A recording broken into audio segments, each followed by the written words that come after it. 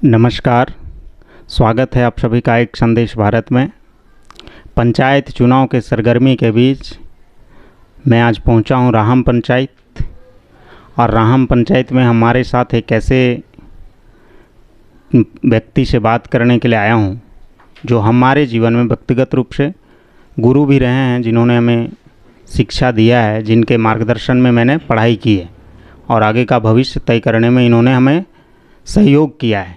एक ऐसे शख्स के बीच हम आए हैं जो गुरु भी रहे हैं। इनके पढ़ाए हुए दर्जनों नहीं सैकड़ों की संख्या में लोग आज अपना एक मुकाम हासिल करके अपना अपना काम कर रहे हैं। तो ऐसे हमारे गुरु रहे श्री विकास कुमार पांडे जी के बीच हम लोग पहुँचे हैं। यह राहम पंचायत से पंचायत समिति सदस्य के लिए अपना दावेदारी पेश किए हैं।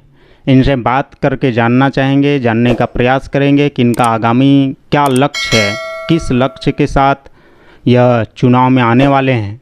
प्रत्यक्ष रूप से आप इनके बारे में जान सकते हैं कि यह फिलहाल टंडवा में आजसू के प्रखंड अध्यक्ष के रूप में भी कार्यरत हैं और प्रत्यक्ष राजनीति से जुड़े हुए हैं। राजनीति में इनका योगदान समाज को दिखता है। आगे पंक्ति पर यह दिख रहे हैं कि युवाओं के बीच खासे लोकप्रिय भी हैं। तो ऐसे सज्जन से मिलवाने के लिए मैं राहम पहुंचा हूं। पहले तो विकास सर जी, आपका बहुत बहुत स्वागत है। जी बहुत बहुत धन्यवाद। और आपके चैनल को देखने वाले जितने भी दर्शक हैं उन सभी को मेरा नमस्कार। और मैं राहम पंचायत के तमाम जनमानस को भी प्रणाम करता हूं। पहला सवाल हमारा आपसे यही रहेगा, चूँकि लोग आपके पार्टी को जानते तो हैं कि आजसू कोई पार्टी है, लेकिन आजसू का फुल फॉर्म नहीं जानते हैं। तो आप लोगों को पहले तो आजसू का जो फुल फॉर्म है वह बता दें। जी, आजसू का फुल फॉर्म है ऑल झारखंड स्टूडेंट यूनियन, जो छात्र संघ हुआ करता था। और छात्र संघ से एक पार्टी का निबंधन होने के बाद एक पार्टी कहलाती है, जिसे शॉर्ट में उसको आजसू कहते हैं। यह आजसू के लिए छोटा सा इतना कि इन्होंने झारखंड आंदोलन में या आजसू ने अपना बहुत विशेष योगदान दिया। युवाओं को एकजुट करके झारखंड आंदोलन में खासा सहयोग किया था उस वक्त के आंदोलनकारियों को, और आंदोलनकारी भी रहे हैं लोग। तो ऐसे में आप एक आजसू के राजनीति भी करते हैं और अपने पंचायत से पंचायत समिति सदस्य के लिए चुनावी मैदान में हैं। किस लक्ष्य के साथ, आपका क्या ऐसा सोच रहा कि आप पंचायत स्तर पर पंचायत समिति सदस्य के लिए चुनावी मैदान में उतर? जी, सबसे बड़ी बात है कि हमारे राष्ट्रपिता महात्मा गांधी जी का सपना एक था ग्राम स्वराज का, जो सपना अभी तक हमारे झारखंड में, वह झारखंड जो हमारे आंदोलनकारियों का, हमारे भगवान बिरसा मुंडा का, सिद्धू कान्हू का, विनोद बिहारी महतो का और अन्य बहुत सारे आंदोलनकारियों का पावन भूमि है। और इस गांधी जी का जो सपना था ग्राम स्वराज का, जिसके संदर्भ में यही कहा जा सकता है, जो अभी तक कहीं भी किसी भी ग्राम में या किसी भी गांव में या किसी भी कस्बा में ये विकास अभी तक उन्होंने नहीं देखा था। उन्होंने यह देखा था कि हमारा जो ग्राम है, हमारा जो गांव है, वो हर मायने में सशक्त हो। वो चाहे वो शिक्षा के मामले में हो या स्वास्थ्य के मामले में हो या कुरीतियों के मामले में हो, सभी तरह से हर मायने में वो समृद्ध हो। और यह सपना अभी तक मुझे लगता है कि साकार नहीं हो पाया है। और उन सपनों को मैं चाहता हूँ अपने पंचायतों में कि उन सपनों को साकार करने का कोशिश करूँगा। जैसा कि आप कह रहे हैं, महात्मा गांधी जी के उस ग्राम स्वराज के संकल्प को, संकल्पना को, सपना को पूर्ण करने के लिए आप चुनावी क्षेत्र में आए हैं। तो ग्राम पंचायत को महात्मा गांधी चाहते थे कि वो मजबूत हो। बिना गांव का विकास किए भारत का विकास नहीं किया जा सकता। बिना गांव को समृद्ध किए भारत को समृद्ध नहीं किया जा सकता। ऐसे में आप जिस पद के लिए चुनावी क्षेत्र में हैं, इस पद के साथ सरकार ने एक प्रकार से भेद उत्पन्न कर दिया है। इनके साथ दोहरा रवैया अपनाया है और इनको बहुत सारे अधिकारों से वंचित रखा है। तो ऐसे में आप जिस इस पंचायत समिति सदस्य के लिए चुनावी क्षेत्र में हैं, तो क्या लगता है कि आप चुनाव में आने के बाद आपका जो अधिकार है, उस अधिकार को 100% पंचायत में लागू करवाने के लिए संघर्ष करेंगे? जी, आपका कहना एकदम बहुत 100% सही है।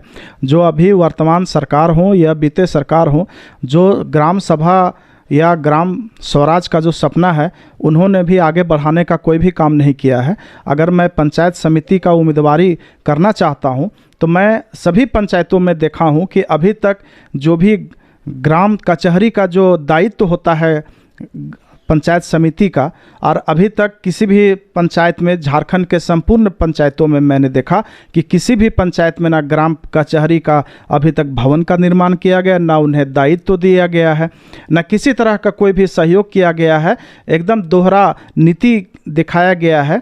एक तरफ मुखिया को आपने बहुत सारा दायित्व दे करके उन्हें आगे बढ़ाने का काम किया है, और दूसरे तरफ पंचायत समिति का जो आप एक बहुत बड़ा मतलब समाज में एक बहुत भूमिका रखता है ना, उसको आपने पीछे रखने का काम किया है। ये कहा जा सकता है कि एकदम से ये दोहरा नीति है सरकार की। पंचायत समिति अर्थात जो भी पंचायत क्षेत्र के समाज का समस्या था, जो भी टेक्निकली कहें, तकनीकी तौर पे कहें तो जो भी समस्याएं, विवाद हो, ज़मीन विवाद हो या सामान्य तौर पे किसी भी प्रकार का विवाद हो, उसको सुलझाने की जिम्मेवारी पंचायत समिति को थी। लेकिन विगत 1 दशक में जो सरकार ने चुनाव करवाए हैं, इसमें कहीं ऐसा प्रतीत नहीं हुआ जैसा आपने भी कहा। तो ऐसे में आपके पंचायत से आगाम जो पिछले वर्ष की चुनाव थी, इस चुनाव में आपके पंचायत से चुने हुए पंचायत समिति सदस्य ने प्रमुख का दायित्व का भी निर्वहन किया था।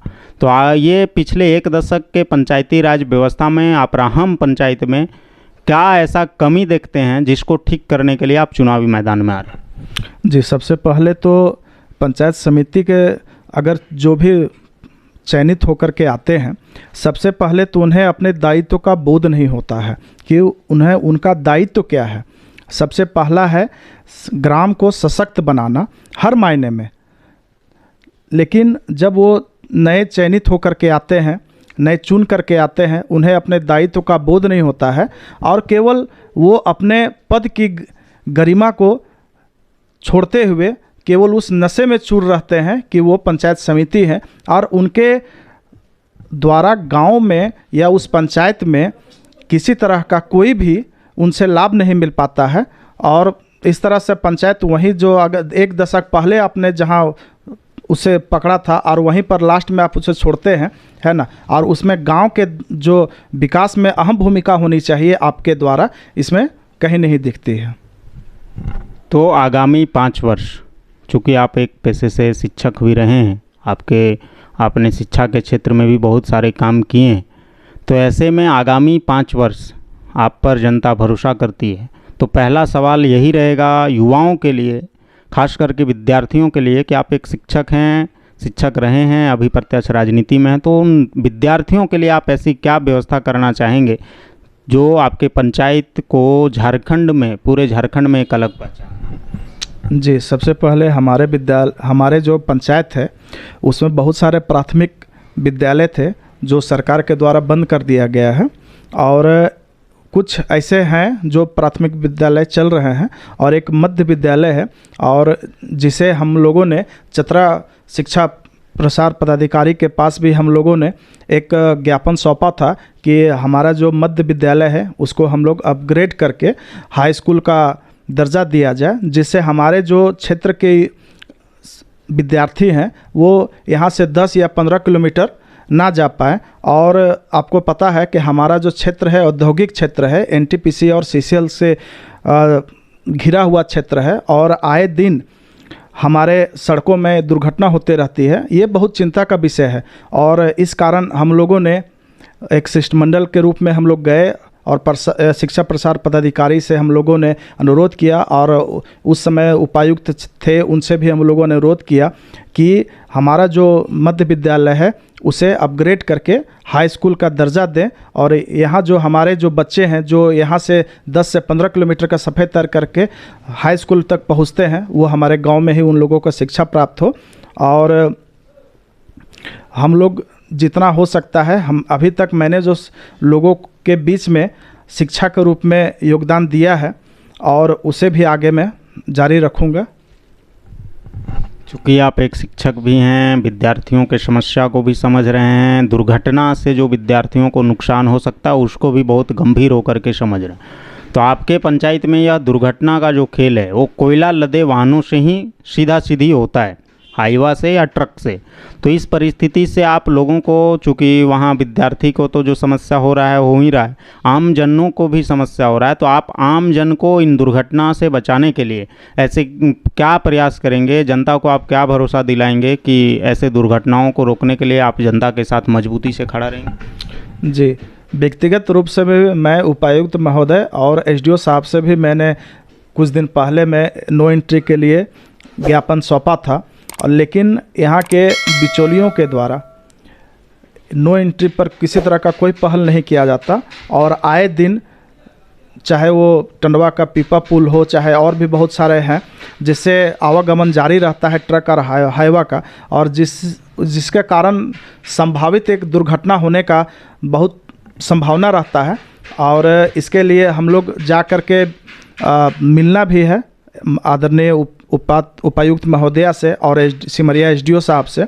और आपको शायद पता भी होगा कि हम लोगों ने कुछ वर्ष पहले जब नो एंट्री के लिए ज्ञापन सौंपा था एसडीओ साहब को, तो उसमें टंडवा और सिमरिया भी लागू था, जिसमें हम लोगों को नो एंट्री सिमरिया और टंडवा में लगाना था। लेकिन सिमरिया में आज देखिएगा तो सिमरिया में नो एंट्री है, और जहाँ पर खदान है, जहाँ पर कोल माइन है, जहाँ से कोयला निकलती है, वहाँ पर कोई नो एंट्री नहीं है। तो इसलिए मैं उपायुक्त महोदया के पास जा करके फिर से एक ज्ञापन सौंपूंगा कि नो एंट्री का एक सशक्त पालन हो। आपका क्षेत्र परियोजनाओं से घिरा हुआ है, यहाँ के युवा बेरोजगार हैं, आपके पास चुनाव जीत भी जाते हैं तो संसाधनें सीमित होंगी, आपका अधिकार सीमित होगा, चूँकि सारा अधिकार सिर्फ और सिर्फ मुखिया के हाथों में सरकार ने दे रखा है। ऐसे में जनता का आपसे अपेक्षा होगा, जनता को ये सारा टेक्निकली जो समस्या है वह पता नहीं होता है।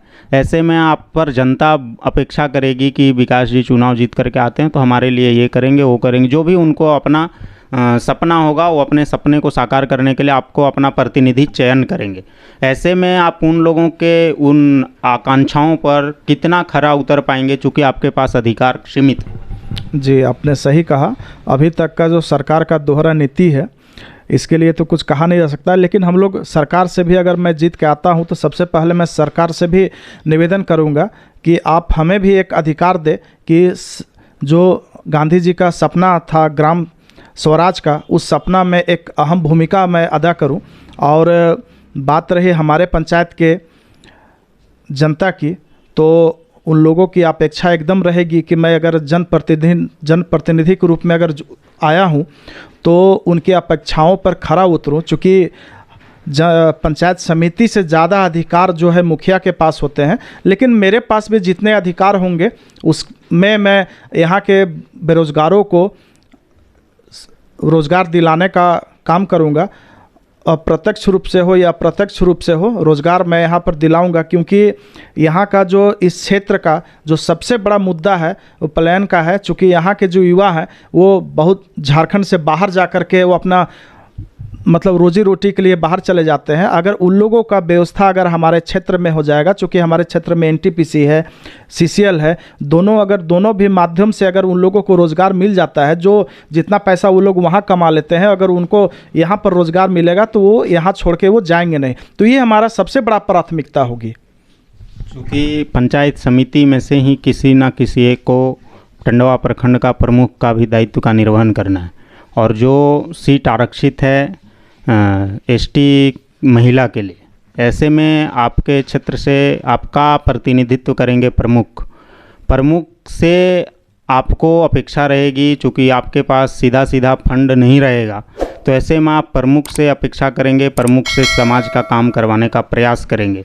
इन परिस्थिति में प्रमुख का चुनाव जो होता है वो टेक्निकली समाज के बीच में एक ये होता है कि प्रमुख के चुनाव में जो भी पंचायत समिति सदस्य मतदान करते हैं, जो भी चयन करने में सहभागी होते हैं, वह पैसों का खेल करते हैं। तो ऐसे में आपके पार्टी के मुखिया का भी अपना एक लक्ष्य है, गाँव की सरकार और सशक्त गांव, सशक्त झारखंड, ऐसा उनका अपना सपना है। तो उनके सपनों को साकार करने के लिए क्या आप स्वच्छ राजनीति के लिए अपना कदम बढ़ाएंगे? जी बिल्कुल।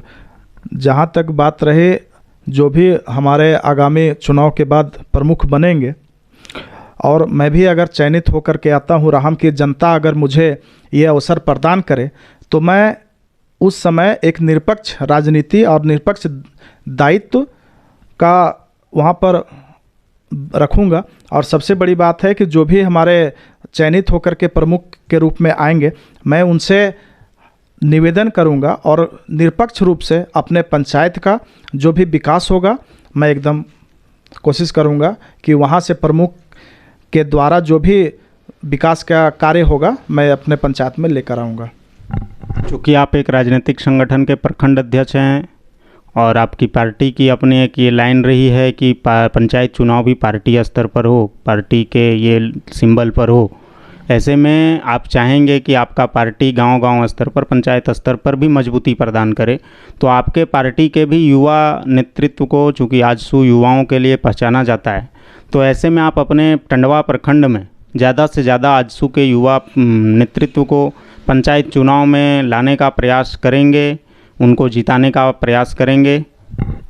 जी बिल्कुल, हर किसी का महत्वाकांक्षा होती है कि उनकी पार्टी या उनका दल या उनका समूह का विस्तार हो, और हम लोग भी चाहेंगे कि जितना ज़्यादा से ज़्यादा अगर हमारे प्रतिनिधि अगर हमारे दल के चुन के आवे, तो हमारे लिए या हमारे पार्टी के लिए बहुत ही लाभदायक होगा। और हम लोग, जहाँ तक हम लोगों की एक विचारधारा रहती है, हम लोग, हमारे सुप्रीमो आदरणीय सुदेश कुमार महतो जी का भी एक विचारधारा है, एक सोच है, एक सपना है कि ग्राम पंचायत को एकदम मजबूत किया जाए। क्योंकि हमारा जो पिछले चुनाव में एक स्लोगन था, गांव की सरकार, क्योंकि अगर उनका सोच रहा है कि जब तक गांव मजबूत नहीं होगा तो हमारा प्रदेश मजबूत नहीं हो सकता है। जब तक घर एक घर मजबूत नहीं होगा तो गांव मजबूत नहीं होगा, और गांव मजबूत नहीं होगा तो हमारा प्रदेश खुशहाल नहीं होगा। तो उनकी एक महत्वाकांक्षा रही है उनकी, हमारा जो प्रदेश है वो खुशहाल हो। जब गांव खुशहाल होगा तो प्रदेश खुशहाल होगा। तो बहरहाल अभी इसके में तो हम लोग लगे हुए हैं कि हमारा जो भी हमारे दल से जुड़े हुए जनप्रतिनिधि हैं या हमारे कार्यकर्ता हैं, वो ज़्यादा से ज़्यादा इस महाकुंभ में आवें और ज़्यादा से ज़्यादा चयनित होकर के आवें, चुन के आवें और हमारा पार्टी को मजबूती प्रदान करें। आप अंत में, चुनाव सर पर है, कभी भी सरकार इसका बिगुल बजा सकती है। आप लोगों ने तो अपने स्तर से तैयारियां शुरू कर दी हैं, लोगों से आह्वान भी कर दिया है, लोगों को बता भी दिया है कि आप अपना दावेदारी पेश कर रहे हैं। चुनाव आयोग से लेकर के झारखंड सरकार ने भी लगभग चुनावी तैयारी पूर्ण कर ली है। ऐसे में चुनाव महंगा है।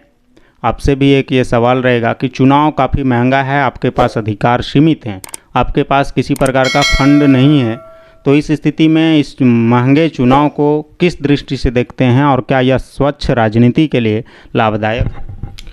देखिए, हमारा जो अभी वर्तमान परिप्रेक्ष्य में देखा जाए, जो पंचायत चुनाव का जो दशा हो गई है, उस दशा में बहुत हद तक कहा जा सकता है कि अब चेहरा देखकर, उनके मतलब उनके अनुभव को देखकर, उनके छवि को देखकर वोट नहीं किया जाता है और धन बल का बहुत ज़्यादा जोर रहता है।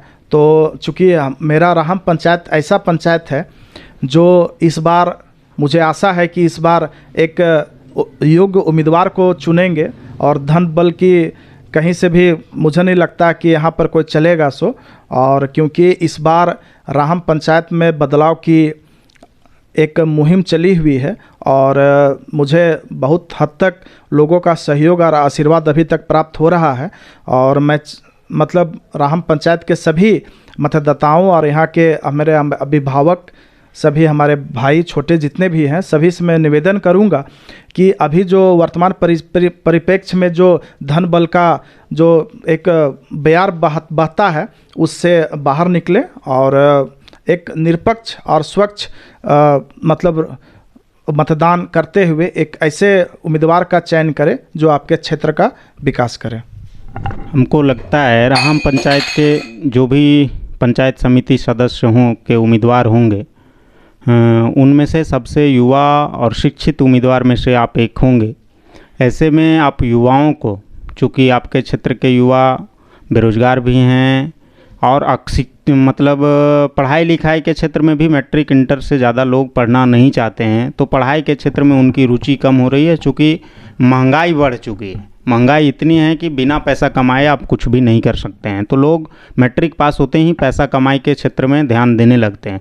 ऐसे में आप शिक्षित उम्मीदवार हैं, पढ़ाई को बहुत गंभीरता से देखें हैं, बहुत नज़दीक से देखें हैं, शिक्षक भी रहे हैं, तो ऐसी कौन सी समस्या रही है कि युवा मैट्रिक पास होते ही पलायन कर जाते हैं? जैसा आपने पहले भी बताया, पलायन कर जाते हैं, क्षेत्र से बाहर चले जाते हैं कमाने के लिए।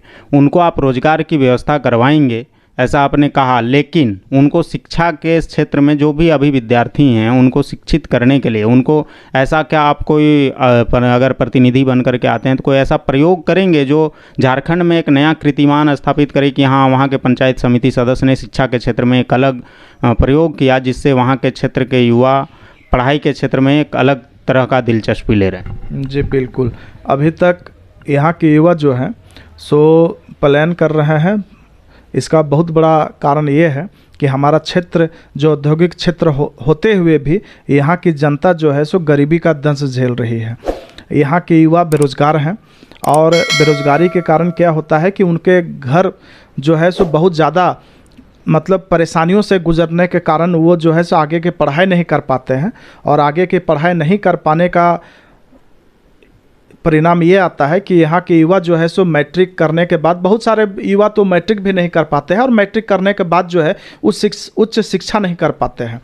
और चूँकि हमारे क्षेत्र में एक कॉलेज है और हम लोग चाहेंगे कि और कोशिश करेंगे कि हम लोग बिना भावे में जा कर के हमारे क्षेत्र के जो प्रतिनिधि हैं या हमारे औद्योगिक क्षेत्र हैं उनसे हम लोग मतलब कोशिश करेंगे हमारे कुछ और टीम बना करके हम लोग जाएं और उन लोगों को मतलब निःशुल्क शिक्षा व्यवस्था कराने का कोशिश हम लोग करेंगे, जिससे ज़्यादा हमारे क्षेत्र, हमारे पंचायत ही नहीं, हमारे पंचायत के बाहर के युवा जो हमारे क्षेत्र के युवा जो हैं सो ज़्यादा से ज़्यादा जो है सो शिक्षा की ओर बढ़े और उच्च शिक्षा प्राप्त करे। हमारे क्षेत्र में आप देखेंगे कि बहुत कम ही ऐसे होते हैं जो उच्च शिक्षा प्राप्त करके उच्च पद तक पहुंच पाते हैं, और बहुत गौरव की बात होती है जब हमारे क्षेत्र का कोई युवा जो है या कोई हमारा भाई जो है सो उच्च पद में तक पहुंचते हैं, तो बहुत गौरव की बात होती है। लेकिन ये संख्या बहुत ही कम होता है। इसका बहुत बड़ा कारण ये होता है कि हमारे युवा उच्च शिक्षा नहीं प्राप्त करते हैं। उनका जो सोच होता है वो कहीं ना कहीं अपने परिवार को मजबूती देने की ओर बढ़ जाता है, और वो लोग चाहते हैं कि अब शिक्षा ना प्राप्त करके हम लोग अपने परिवार को मजबूती देंगे, तो वो कमाने के लिए वो कहीं ना कहीं हमारे क्षेत्र से बाहर की ओर चल जाते हैं, जिसके कारण हमारा क्षेत्र में मतलब शिक्षा ये व्याप्त है। तो हम लोग कोशिश करेंगे कि निःशुल्क उन लोगों को शिक्षा प्राप्त हो, और जब हमारे क्षेत्र में अगर उनके गार्जियनों को अगर मतलब रोज़गार मिल जाएगा तो उनका घर अगर व्यवस्थित हो जाता है तो युवाओं को उनका जो सोच है वो दूसरे तरफ ना भटक करके उनका जो सोच शिक्षा की ओर जाएगा। तो हम लोग कोशिश करेंगे कि दोनों दिशा में काम करें कि उन लोगों, उनके गार्जियन को भी रोज़गार भी उपलब्ध कराया जाए और उन लोगों का सोच को हम लोग शिक्षा की ओर मोड़ें और निःशुल्क शिक्षा की ओर ये करें। तो क्या आप ऐसा कहना चाह रहे हैं कि प्रत्यक्ष रूप से आप प्रयास करेंगे कि आपके पंचायत के प्रत्येक घर के लोग कोई बेरोजगार ना हो, उनको प्रत्यक्ष रूप से रोजगार से जोड़ा जाएगा? जी बिल्कुल। हमारे क्षेत्र में अगर औद्योगिक क्षेत्र होते हुए भी यहाँ के अगर जनता, यहाँ के अगर लोग यहाँ के पलायन कर रहे हैं तो ये हमारे क्षेत्र के लिए बहुत ही दुखदायक बात है। और मुझे लगता है कि जो हमारा क्षेत्र है, हमारा क्षेत्र चाहे एनटीपीसी हो चाहे सीसीएल हो, यहाँ पर काम करने वाले आप देखेंगे कि 80% लोग बाहर के होते हैं, हमारे ज़िला से या हमारे प्रखंड से बाहर के लोग होते हैं। अगर यहाँ के लोग अगर यहाँ पर काम करने लगे तो मुझे नहीं लगता कि एक भी घर ऐसा कोई बचेगा जिसको यहाँ से बाहर जाने की आवश्यकता पड़ेगी। वो अपने परिवार के बीच, कभी कभी ऐसा होता है कि वो कोई 2 साल 4 साल के लिए कोई अपने बाहर जाते हैं, उनके यहाँ पर बच्चा होता है, और जब वो 2 साल या 4 साल के बाद आते हैं तो अपने वो बच्चे को नहीं पहचान पाते हैं। उसका मुख्य कारण है कि वो अपने घर से दूर रहते हैं। अगर वहाँ उनको रोज़गार मिल जाए तो वो कभी बाहर नहीं जाएंगे, और इतना रोज़गार है हमारे क्षेत्र में कि उन लोगों को कभी बाहर जाने की आवश्यकता नहीं पड़ेगी, और यहाँ पर वो अपने परिवार के साथ में रह पाएंगे और जीवन यापन कर पाएंगे।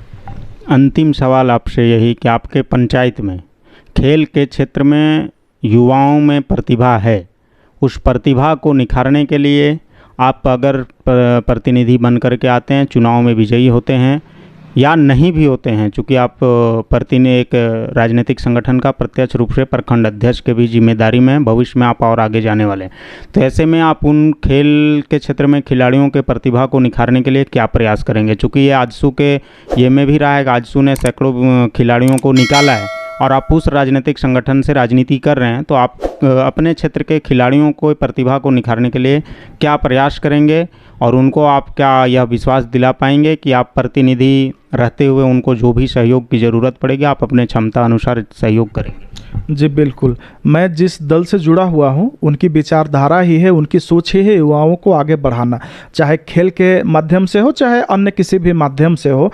और मेरा भी एक अभी तक, चूँकि मैं पहली बार एक मतलब जनप्रतिनिधि के दौर में आया हूँ और मैं पहले भी खेल कूद के माध्यम से लोगों के बीच रहा हूँ और लोगों को प्रोत्साहित करते रहा हूँ कि खेल जो है सो शारीरिक रूप से बौद्धिक रूप से बहुत ही ऊर्जावान बनाता है। और चूँकि हमारे क्षेत्र में लोग क्रिकेट फुटबॉल वगैरह खेलते हैं, लेकिन मैं चाहूँगा कि अन्य खेलों में भी वो लोग आगे आवें और जिला में अपना प्रतिनिधित्व करें, राज्य में प्रतिनिधित्व करें हमारे क्षेत्र के युवा। और इसके लिए मैं प्रयासरत भी हूं और आगे मैं अगर मैं चयनित होकर के भी आता हूं तो मेरा सोच यहां के युवाओं को जिला और प्रदेश में लेकर के जाना होगा। बहुत बहुत धन्यवाद आपका। आप देख रहे थे, हमारे साथ बात करने के लिए उपस्थित थे राहम पंचायत से पंचायत समिति सदस्य के लिए उम्मीदवार के रूप में अपना दावेदारी पेश कर चुके श्री विकास कुमार पांडे जी।